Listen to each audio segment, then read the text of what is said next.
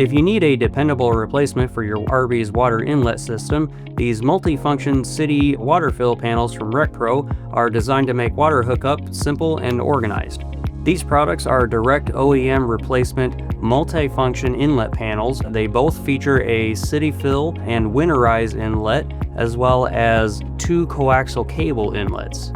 The difference between the two is that one offers a tank flush inlet while the other has a gravity fill hose connection. These inlet panels are made here in the USA using UV stable, impact resistant, injection molded ABS plastic. Both panels are built with a flush mounted design and come with a cover for each connection. Simply install the panel into the existing cutout on your RV and secure it in place. Then connect your water lines and coaxial cables to the appropriate inlets.